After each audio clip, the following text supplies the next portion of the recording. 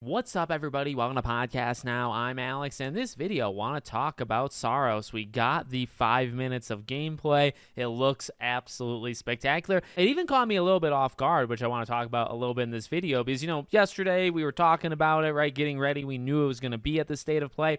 And I had talked about, even I said, I think it's going to be this kind of extension of Returnal. At the same time, I thought it would actually be maybe a little bit more different than that. And what we got, this very much. Maybe Housemarque just doesn't like to do sequels. You take a look at their entire run. There's been several iterations of Super Stardust, but generally they stay away from it. So I can understand that. The game looks phenomenal. It looks like Returnal. It looks like more than Returnal. And Returnal has quickly, by the way, become, I think, one of the all-time great PS5 exclusives. One of the more underappreciated games of the PS5 gen. It doesn't, I don't think, get the recognition it deserves. But to be quite honest with you, I don't think Housemarque gets the recognition they deserve. They are really a top-tier studio that kind of gets buried when you have the Naughty Dogs and Santa Monica's and, Insomniac coming out there with Wolverine. Saros, it's kind of easy to bury a studio or a game like Saros in a studio like Housemarque. But I thought the game looked phenomenal, and there was even a blog post on it that went into a little bit more detail because they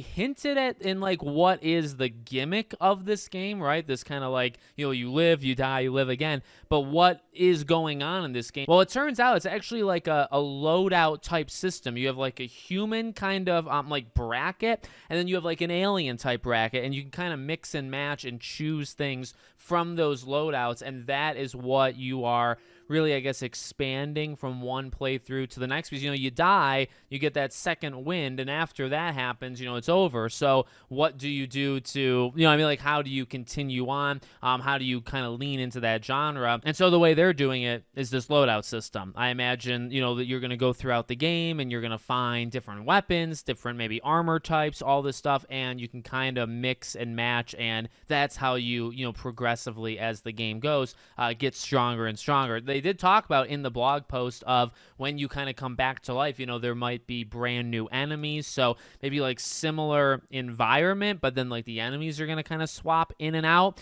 In terms of the actual gameplay itself, it visually, it really pops. I think, again, Returnal doesn't really get the credit, but this is something that Housemarque has. I mentioned Super Stardust, but you go back to, Resogun, of course, an all-time great. Dead Nation before that.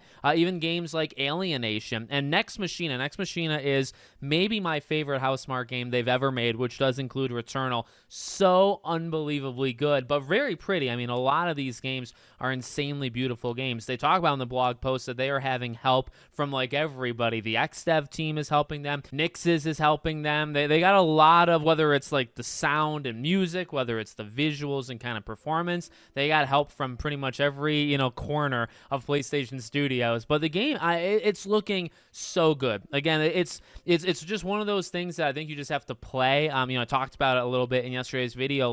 Returnal really feels like this building of all of these games before it. When you think of Alienation, even a Matterfall and stuff, a lot of, I think the Resoguns kind of build into different things, right? But you have all these games and it leads into Returnal. And then I think obviously you're going to feel Returnal, almost a Returnal 2.0 in this game, but Returnal came from places too, I think some very, very good places, and from some games, in my opinion, that are better than Returnal. So I'm super, super impressed. It's got a release date. It's coming out March 20th.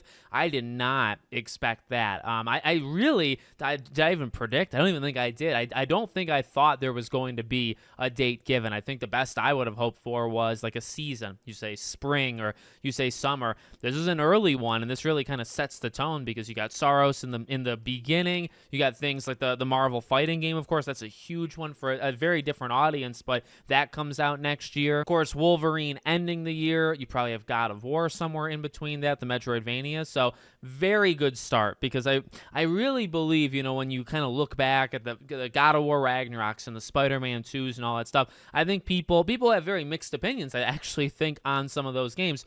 Returnal, I think, only builds. I really believe as time goes on, the appreciation that a game like Returnal, and that's, somewhere around the lines of where I come from, is I think they just make, very good games, very special games, but these kind of, originally almost top-down stuff was kind of their style. Resogun was a little bit different, but the style of games that Housemarque makes is quite impressive and very old school like, and just one of a kind, honestly, like something you don't get all that often. And to be able to blend it with, this kind of AAA, action-y type thing, and they did it so well in Returnal. And then if this is just, Returnal 2.0, sign me up, because I feel like they're growing, in terms of what kind of they're capable of. I think the basic, like the building blocks of them should always be kind of more of that old school feel. The challenge, I mean, you see it in the gameplay, like they purposely, I think, die in that one section. I think at the very end of the gameplay presentation, they show a little like sizzle reel, ends with like some super huge boss fight that looks pretty awesome. But